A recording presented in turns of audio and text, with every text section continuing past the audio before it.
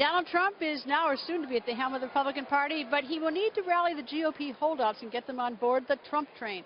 Senate Majority Leader Mitch McConnell goes on the record. Good evening, sir. Hey, Greta. Okay, so there's some stragglers that haven't gotten on the Trump train. A few. A few. Yeah. What's he going to do about those? I don't think it makes much difference. I mean, I think the broad array of the party is together.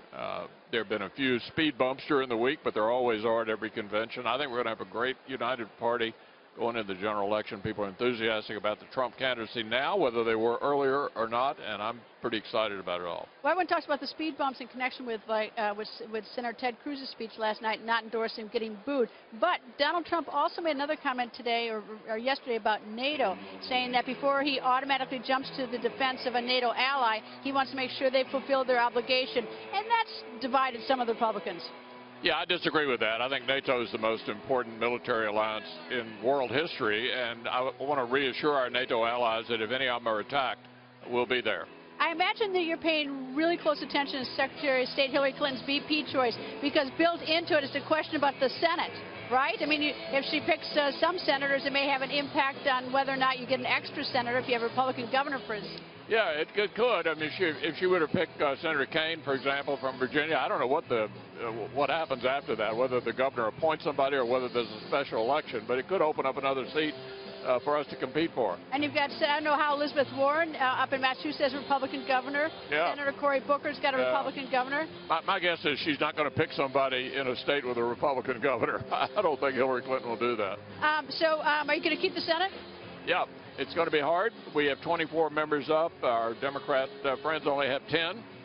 And many of those 24, 6 or 8 of them are in very, very competitive races. The good news is they're very, very capable incumbents running great campaigns. We're going to keep the Senate. It's a very tough cycle, but we're going to keep the Senate. And, of course, during our talk, the dancing on the floor has started. That's good, right? That's already started. The music and the dancing. That's a good sign, right? Yeah, absolutely.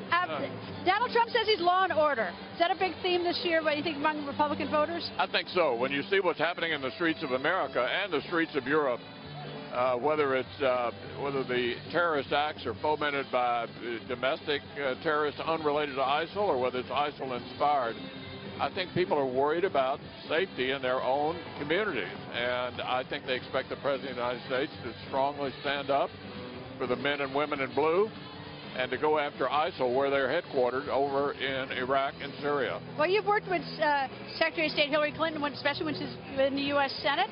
And, of course, as Secretary of State, what are your thoughts about her in terms of law and order and national security? She's perceived by many as being quite hawkish within her own party. Actually, she's not. She'll be the third term for Barack Obama. I think her policies will be very similar to his, both domestically and overseas.